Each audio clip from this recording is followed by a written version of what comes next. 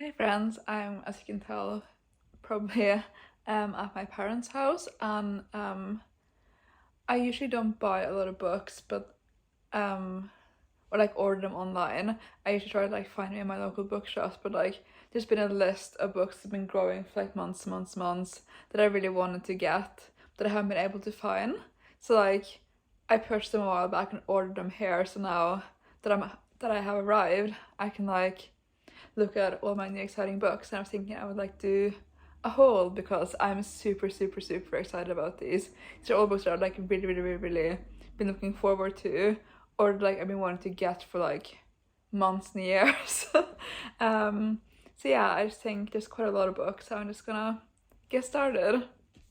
The first one is Butter Honey Pig Bread by Francesca Ekwuyasi. It has an absolutely beautiful cover. I do wish that it didn't have these like stickers you can't take off on them, but you can't always win. But yeah, this is super lovely. I know that Jerry at Onyx Pages really loves this, which I first heard about, and I wanted to get it ever since. It follows this woman and her like twin daughters, and I think one of the daughters is like an obnoxious spirit. So it's like meant to die, but like decides to live, and then it's like accused of bringing a curse upon the family. I think that's what it's about. But yeah, it's meant to be amazing, beautifully written, queer, speculative, and I'm super excited about it. It sounds like the perfect book, and also again, it looks so nice. So if my hands are filthy, I've just been gardening, put my entire body in the soil. But yeah, that's Butter Honey Pig Bread. Super excited to read this. And then I got finally theyre Senthuran by akwaeke emezi. And I've read all of Emezi's work in the past. Freshwater is one of my all-time favorite books. I did enjoy Pet. I think it's a really brave to like try and imagine an abolitionist future, but I do think it's lacking in some ways. I find it a bit like upsetting, but this isn't the space for that. And I did enjoy The Death of Vivek OG, even though I didn't like love it, but I am expecting to love this. This is kind of like, if Freshwater is like partly autobiographical, and this is like an autobiography, I believe, and it's very much about like being non-human, and I think yeah, it's more like in obviously like MS explores similar themes and like just thematic threads throughout the work. I think that this one is again like very spiritual, and especially like in regards to like self, spiritualism, the non-human, and identifying as the non-human, and as something like godlike and being closer to like ancestry. Yeah, I am super excited about this. I might like read these two together and then do a video, because I think they share some like similar themes spiritually, so I think that would be quite interesting. I've only read like one book so far this month, and it's been like 2 weeks. And it was a book I'd almost finished the month before, and I started and read half of like 7 books, because like I am on a mini like vacation now with my parents. I'm just gonna start fresh. I'm gonna try and read these two. But yeah, that's theyre Senthuran. I'm very excited to finally be reading this. I do wish that I waited and just gotten the UK version though, because I prefer that cover more, but that's just a personal preference. And yeah, so the next one, I got Jonny Appleseed by Whitehead, and this follows this like young two-spirit digiqueer person who's a sex worker, and it's kind of about like fetishizing yourself and like objectification and capitalism and exchange and identity. And I don't really know that much about the plot, but I know like a lot of people really enjoy this, and I do really want to read more like indigenous literature, so I'm very excited to finally read this. And then the next one is one of my most like anticipated books, and that is a poetry collection, and it's called The Sunflower Cast a Spell to Cast. I'm gonna start again. The Sunflower Cast a Spell to Save Us from the Void by Wang. And Jackie Wang wrote one of my all-time favorite books, nonfiction, called Capitalism. And I've seen Jackie Wang perform before and really enjoyed it. And also do this video that I really loved about, it's like kind of like a video essay.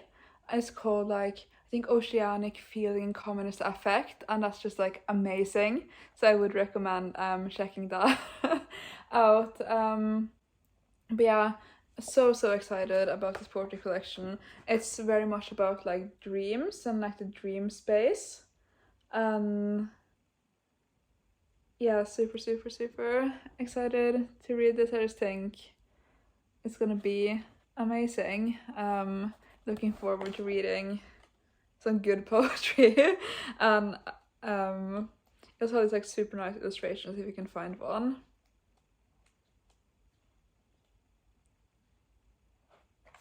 Yeah, like this, like nobody will survive money. So I'm expecting this to have beautiful, groundbreaking poetics, enter the dream space, want to pick back up my dream journal, and destroy capitalism, which is obviously my always state of being, but it can be draining. So that's a horrible description. Super excited to read this, and I think you should check it out, I say, having not read it. It was very nicely published by Nightboat Books. So yeah, that's The Sunflower Across the Spelled Sails from the Void by Jackie Wang. Excuse me. And then the next book that I got is, I'm excited about all these. I'm gonna be like, I'm so excited about this. That is New Sons, original speculative fiction by people of color, edited by Nisi, shawl. And I love Nisi Shawl's short stories as well as their novel Fair. So when I started to like edit this collection, I have been wanting to get it for a long time, so I finally did get it. It has an introduction by LeVar Burton, which I think is like very nice. I only know him from like Star Trek, but I'm sure. He has like some great input. Yeah, it has a lot of stories. I know one's by Darcy Littlebadger, who wrote A Lot's Way, which I read and really enjoyed. I don't really know the other contributors that well, but yeah, excited to read some original speculative fiction by people of color, edited by Nisi Shawl. And I just think it has like a very nice cover. It's a beautiful object. And then the last one on like the fiction poetry that I got is 100 Boyfriends by Brontez Purnell, which is a collection of stories that are like transgressive, foul-mouthed, and brutally funny. I think they're about like kind of like grittiness and like sex and like cruising culture, which is like one of my big points of interest. I also think this is like an amazing author's photo. Like, it's fucking great. So yeah, I'm excited to read these stories. I've wanted to read for a long time, and I heard like multiple people enjoy it, so hopefully I'm next. And then the next one I'm also super hyped and excited for, but for many different reasons. It's Black Marxism by Cedric J. Robinson, and this was originally published in the 80s, and it's kind of like accounting for like the many failures of like Marxism. First of all, like the belief that like Marxist and communist like structures and thought like originated in Europe, which is just not the case. And also excuse me, and also sorry, I had to cough. And also what was I saying? Yeah, it kind of like puts like Black Marxist thought into like a context. I'm just gonna read the back actually. Any struggle must be fought on the people's own terms, argues Cedric Robinson, landmark account of Black radicalism. Marxism is the Western construction, and therefore inadequate to describe the significance of Black communities as agents of change against racial capitalism. So yeah, it's about like Black African resistance and its influence. I wanted to read this for years, and like I used to live in London, now I live in Norway. I always at least 2 people I knew, like usually like who was living in my house, would have a copy and would be reading it. So I always been like, I could read it like any time, because it's like very expensive, so I didn't want to buy it. They used to have this like the one edition that used to be available, and then I moved here and like I suddenly couldn't just read it anytime I wanted. I was been like, oh, I should buy it, but it's so fucking expensive. But then I was on Twitter and I saw some like recommended post, but like something I don't care about, with like a photo. In the back of the photo, I saw this spine, and I was like, oh my god, there's been a penguin edition of Black Marxism. It must be so much more affordable. So I checked it out, and it come out like in 2021, so it's quite like recent, a couple of months ago I think it came out, and I got it. So I finally have a copy of, although not like the very iconic copy that everyone has. Super excited about this. It's very small because it's usually like a fucking massive book, but obviously like the letters are tiny, which is gonna like kill my eyes, but that's okay because I'm very excited to slowly work my way through this. And then the last book, which is also nonfiction, is Wayward Lives, Beautiful Experiments by Saidiya Hartman, and the undertitle is Intimate Histories of Riotous Black Girls, Troublesome Women, and Queer Radicals. And it's very much about like uncovering an archive, especially like when you don't have the traditional like archival material. And it's kind of like it examines, assistant back the revolution of Black intimate life that unfolded in Philadelphia and New York at the beginning of the 20th century. And it's about like young Black women's intimacy and kinship outside like respectability, and yeah, it's kind of like the experiments they created on like how to live. And I wanted to read this ever since it came out, which is like years ago now, so I'm very excited to finally have it. So yeah, sorry if this was like a bit messy as always, but I'm very, very excited.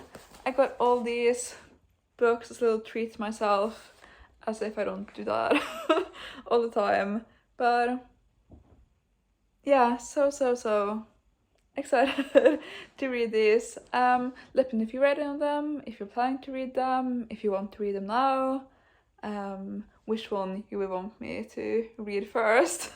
Yeah, they're gonna fall over, but hopefully they won't do it in the next like 20 seconds. But yeah, hopefully you enjoyed watching this. Yeah, thanks for watching. I hope you're doing well, and I'll talk to you soon. Bye.